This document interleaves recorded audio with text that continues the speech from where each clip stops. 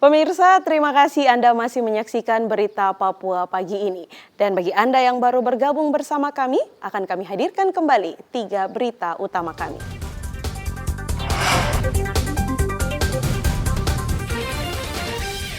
Diduga karena korsleting listrik, puluhan rumah di Pasar Yotefa terbakar. Perahu cepat terbalik dihantam ombak setinggi 3 meter.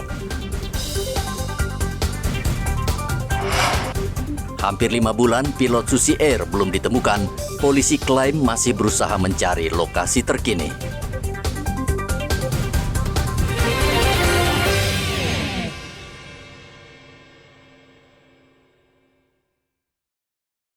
Undang-Undang Otonomi Khusus sudah berlaku selama 20 tahun di tanah Papua.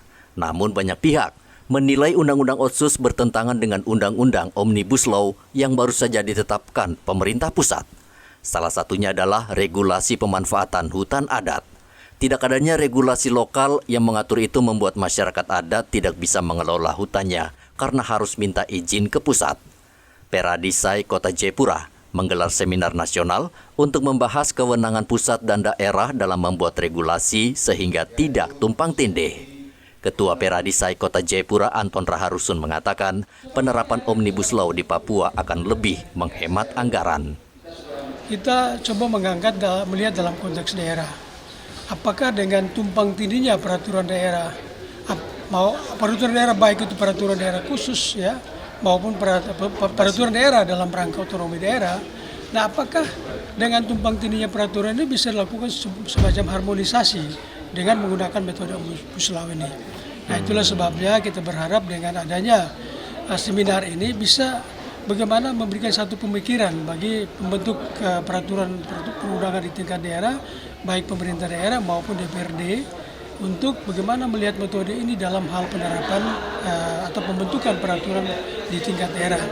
Nah, ini adalah hal yang penting untuk bagaimana mengefisiensikan anggaran daerah ketika bagaimana menggunakan metode ini yang tadinya peraturan daerah itu diatur dalam berbagai produk hukum daerah, tetapi dengan menggunakan metode ini maka kita lebih menggabungkan beberapa undang-undang atau peraturan daerah ke dalam satu undang-undang yang disebut sebagai Omnibus Law. Seminar nasional menghadirkan puluhan praktisi hukum, mahasiswa, serta organisasi masyarakat. Salah satu pakar hukum yang hadir dalam seminar ini adalah Guru Besar Fakultas Hukum Universitas Indonesia, Satya Arinanto, yang bergabung secara daring. Hendra melaporkan dari Kota Jayapura, Papua.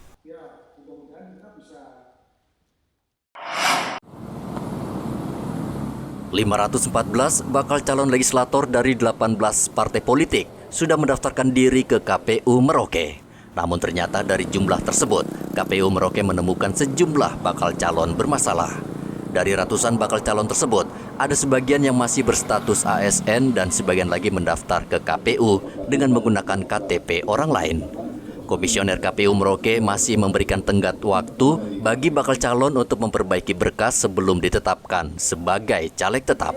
Saat ini kita telah melakukan verifikasi administrasi dokumen persyaratan bakal calon yang telah dilakukan dari tanggal 15 Mei sampai dengan tanggal 23 Juni.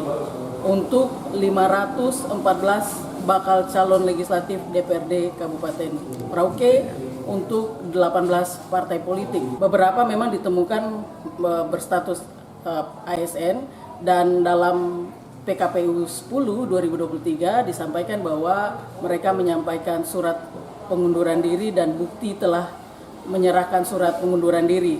Sedangkan SK pemberhentian sebagai PNS ini paling lambat harus dimasukkan sebelum masa pencermatan DCT yaitu tanggal 3 Oktober 2023. Terkait dengan status calon yang masih terindikasi mantan narapidana, ini kan harus menyampaikan salinan putusan pengadilan yang telah berkekuatan hukum tetap. Memang ada beberapa yang diupload namun tidak bisa dibaca sehingga perlu untuk diperbaiki. Yang kedua, itu dia harus menyampaikan surat dari Kepala Lembaga Pemasyarakatan atau Bapas juga untuk menyatakan bahwa caleg tersebut telah menyelesaikan masa pidananya. Selain ASN dan KTP orang lain, ada pula bakal calon pernah dihukum akibat kasus pidana, namun tidak menyertakan surat dari pengadilan dan lapas yang menyatakan dirinya sudah bebas. Muhammad Ridwan melaporkan dari Merauke, Papua Selatan. Pemilu 2024 dan Pilkada di Merauke tidak lama lagi. Warga sudah mencari dan menyeleksi calon yang mereka anggap layak memimpin Provinsi Papua Selatan. Komandan Korem 174 Anim Tiwani Anggap Merauke Brigjen Agus Widodo menegaskan, TNI akan tetap netral dan mengawal jalannya pemilu 2024 agar aman dan lancar. Jadi kita mengikuti semua tahapan ini karena kewajiban kita sesuai dengan undang-undang ya. Jadi kepentingan kita adalah kestabilan, keamanan, dan ketertiban masyarakat.